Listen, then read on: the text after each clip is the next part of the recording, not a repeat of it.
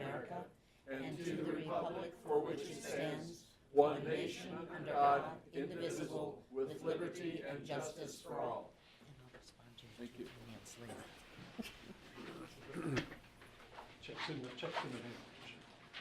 Yeah, that too.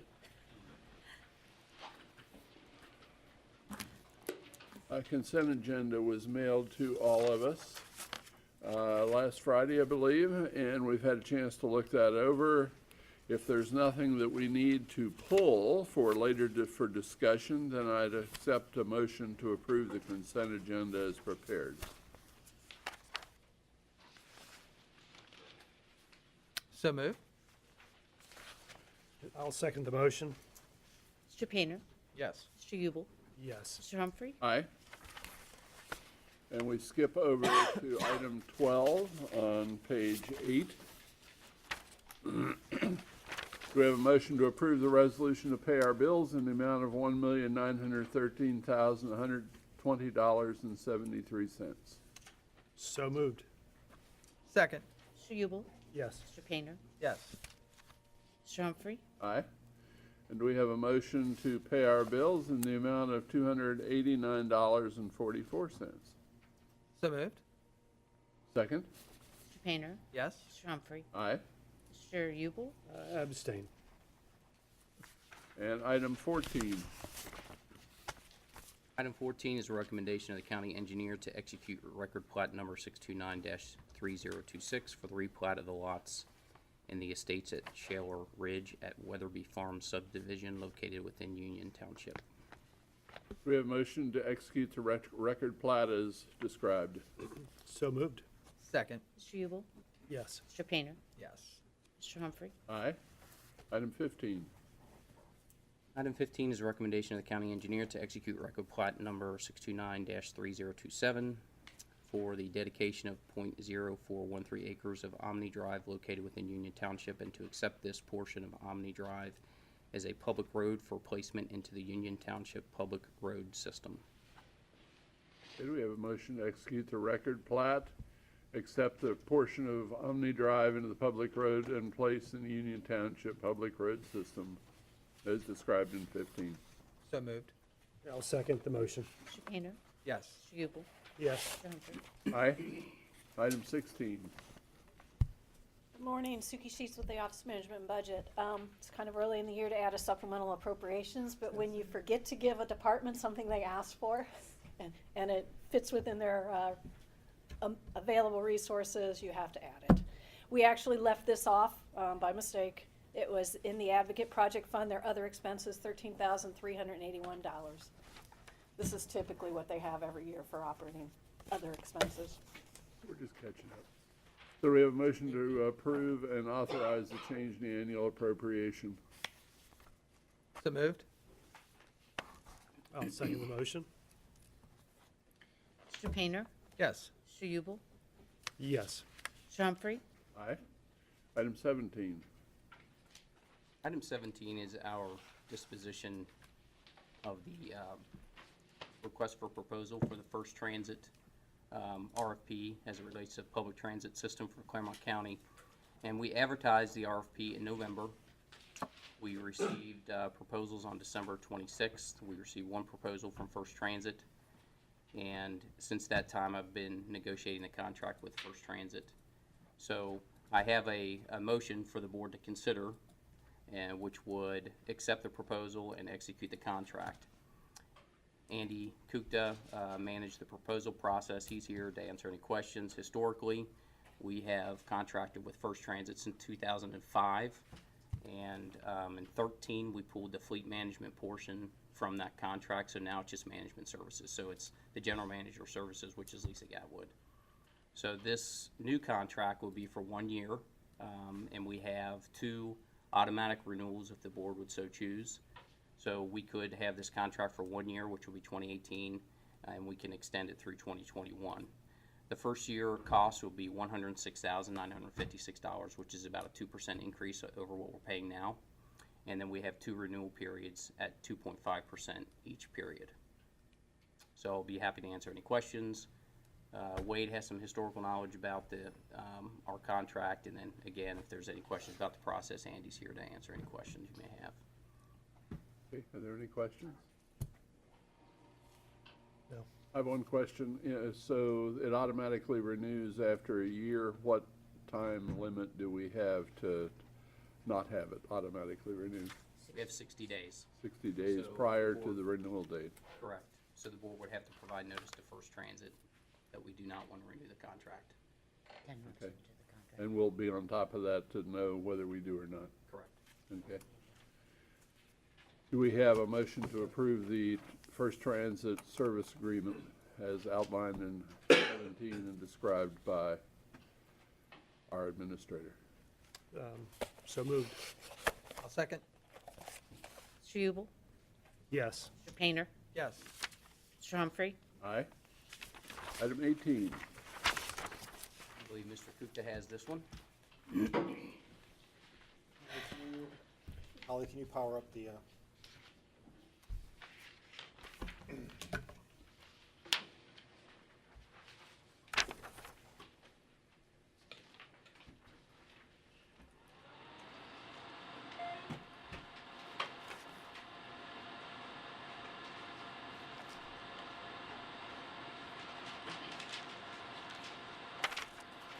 So while this is powering up, this is a recommendation to authorize Tom Idle to execute letters on behalf of the Board of County Commissioners to Senator Joe Eaker and State Rep Doug Green requesting the 2014 state capital bill allocation of $500,000 for the Clermont County Airport is reallocated for Clermont County Sheriff's Safety Training Center.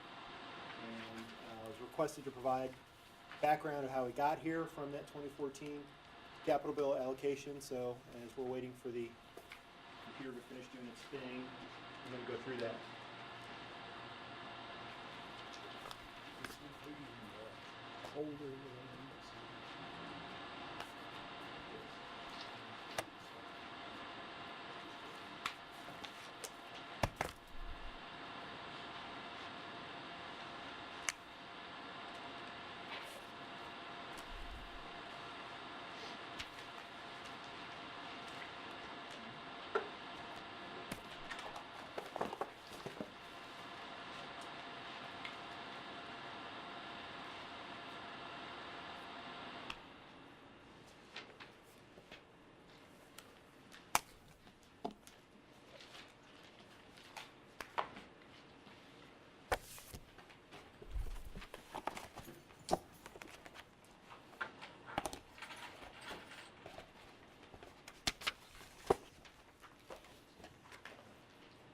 David, was it Extend that was working?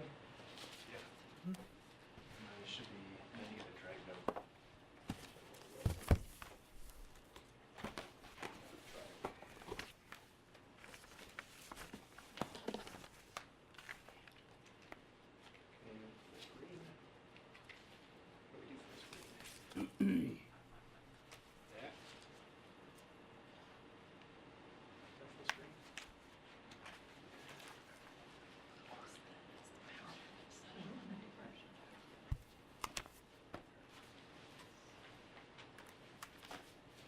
There we go.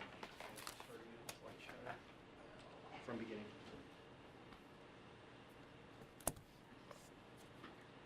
Okay. Sorry, new system settings, taking a little bit of tweaking to get used to. All right, so on the screen you see the basic timeline of the 2014 capital bill that we went through. December 2013, the board submitted the funding request for $500,000. July of 2014, it was included in House Bill 497. December 2015, joint use agreement was approved with UC and Sporties. That took us a long time. It was not easy to work with the Ohio Board of Regents. They've apparently really gotten demanding in what they need to see in these agreements over the past few years, so that took us a long time to get that done.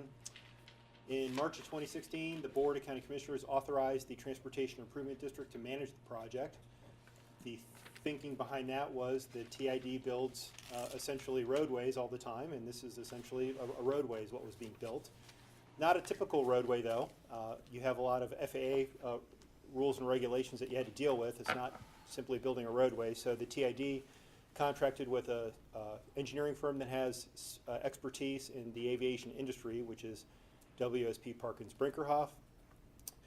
March of 2017, WSP presented recommendations. August of 2017, determination was made the project cannot proceed. And just, maybe it was last week, the county sheriff submits his request for reallocation of the funds. So the original intent was to extend the runway by 1,440 feet. And the reason for this was to accommodate jets. The current length of 3,550 feet can only accommodate prop planes. And the idea of accommodating jets was those two bottom bullet points. Housing jets at the county airport could attract more corporate headquarter interest in locating at the county, and then also UC could increase their flight school training to include jet certification.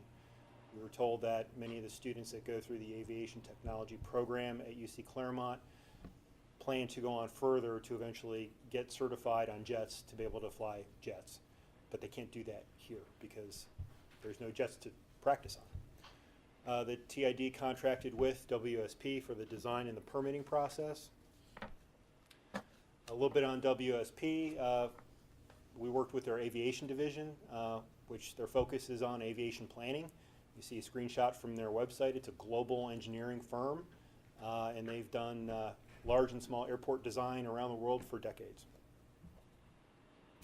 So the bottom line of the issues that we ran into with this project, WSP presented two options to us.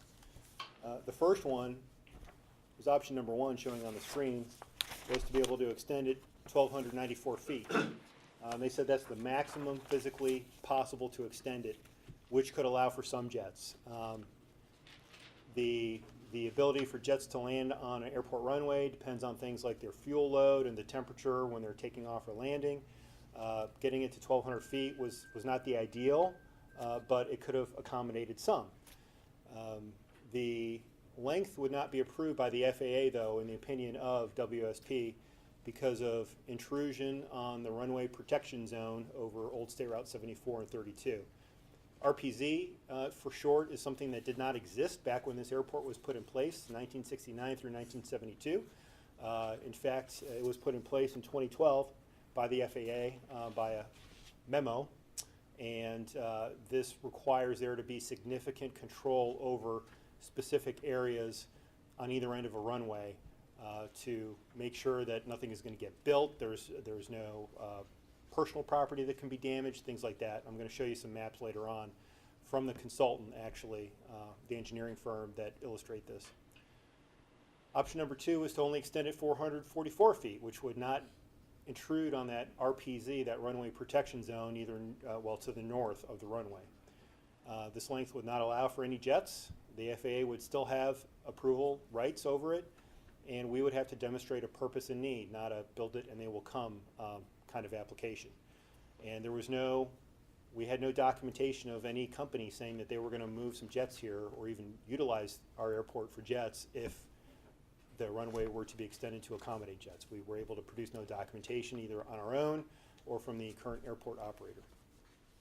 And then on top of that, UC also indicated they had a changeover from when this was originally submitted in 2013. We had a new dean on campus in the two or 3 year time period between the original application and when this consultant was working on it, and we have documentation from the current dean of the campus saying that they really had no plans to include jet certification training in their aviation technology program. So that was also not helpful to the process with the FAA.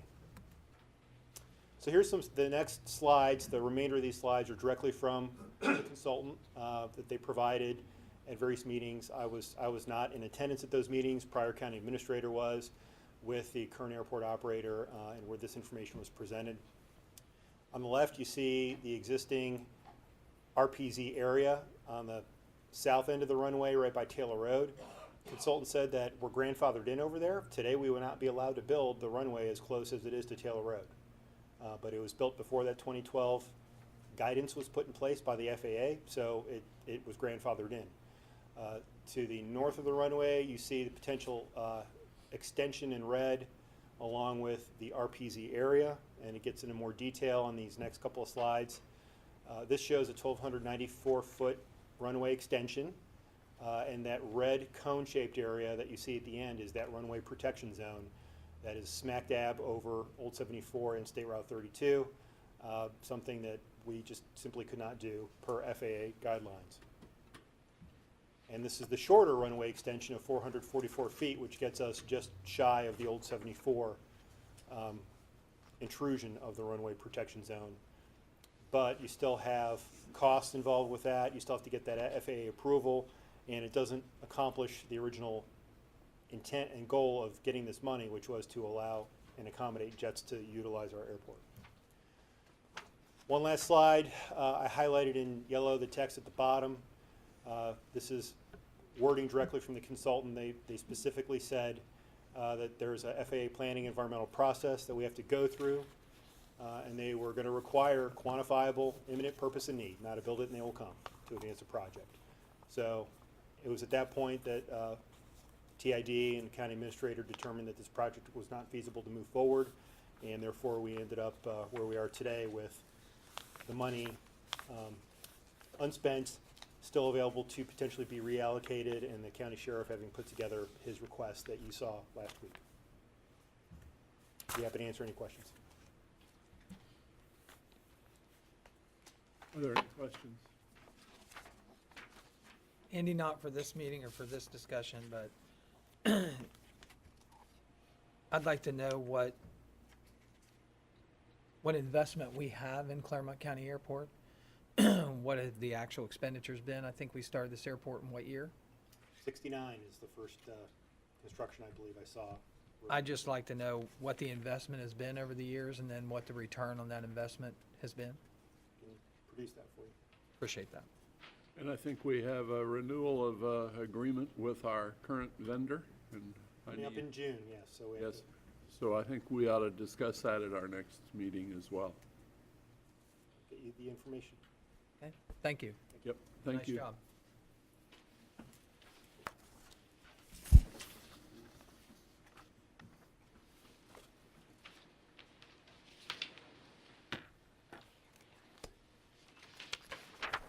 Do we have any activity based on that? Yeah, we would have to have a motion by the board to authorize me to send that letter to Senator Eaker and Representative Green requesting support for the Sheriff's Safety and Training Center. Okay, we have a motion to that effect? I'll make the motion. Second? I'll second that motion. Mr. Ubel? Yes. Mr. Painter? Yes. Mr. Humphrey? Aye. I think we need to postpone item 19. Item 20. Wade?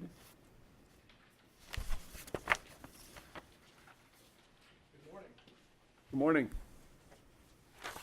Agenda item number 20, long awaited. We've been working on this for several months, but anyway, it's a recommendation from myself, Wade Grabowski, the Director of Facilities, with the concurrence of Mr. Thomas J. Eigel, Interim County Administrator, to approve the request to advertise for bids for the construction of a record center facility for the County of Clermont in the state of Ohio pursuant to the plans and specifications therefore, and to authorize the clerk of the board to place a legal notice in a newspaper of general circulation on Thursday, January 25th, 2018, scheduling a non-mandatory pre-bid meeting on Wednesday, January 31st, 2018 at 9 a.m.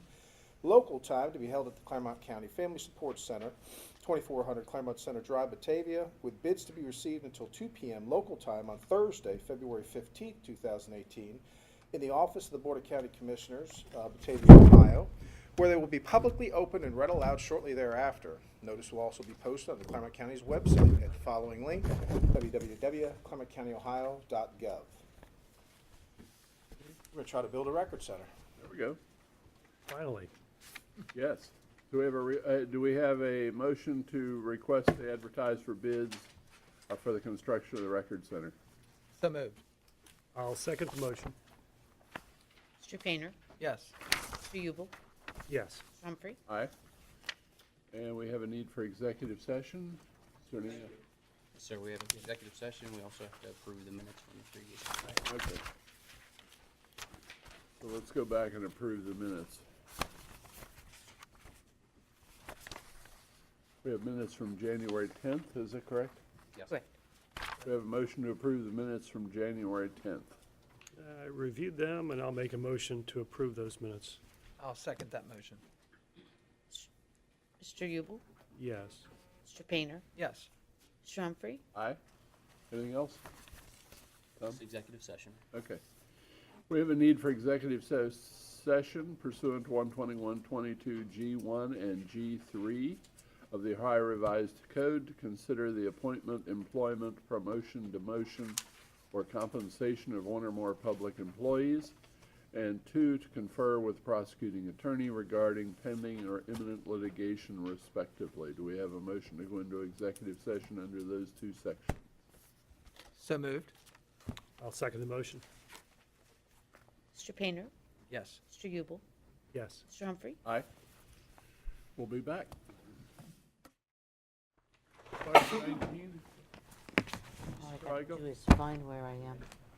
Where, is this it? So item 19 is a recommendation to authorize Edwin H. Humphrey, President of the Board of County Commissioners, to execute the amended joint appointment outside of the counsel, Clermont County Prosecuting Attorney to the Clermont County Court of Common Pleas for the employment of the legal counsel Montgomery, Rennie, and Johnson for legal representation to assist Commissioner David Ubel as it relates to the claims against him in his official capacity in the litigation identified as Christopher Hicks versus Clermont County Board of Commissioners.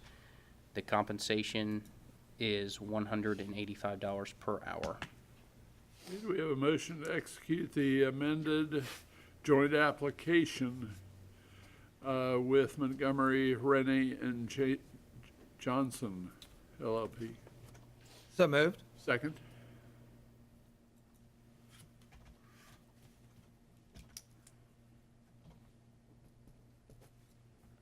Mr. Painter? Discussion? Oh, I'm so sorry. Discussion? Yes, Discussion? didn't hear Yeah, that. I'm sorry. The $185 an hour remains the same, Yes. Yes, consistent with the original motion. Yes. Okay, all right, I have no discussion. okay, no further. We'll call for the vote. Mr. Painter? Yes. Mr. Humphrey? Aye. Mr. Ubel? I will abstain. I think that concludes our business for today. Public participation? We have public participation. There is no public here. Could I ask one question, please? I'm sorry. Yes, of course. I was so inundated with something else. When you came back from executive session, did you announce you were back from executive session with no action taken? No, I did not. Okay, I didn't think I heard that, but The only one that did that. Come on. Okay. Well, we were back from executive session with no action taken, and it was clear that I was here, so, hey. Okay. Thanks, Judith. just insert that. Holly, will you, for the Rainey motion? Yeah, good. Okay, Thank you. There's no public. thank you. There's no public here today. There is no public, so do I have a motion to adjourn? I'll make the motion to adjourn. Second? Mr. Ubel? Yes. Mr. Painter? Yes. Mr. Humphrey? Aye.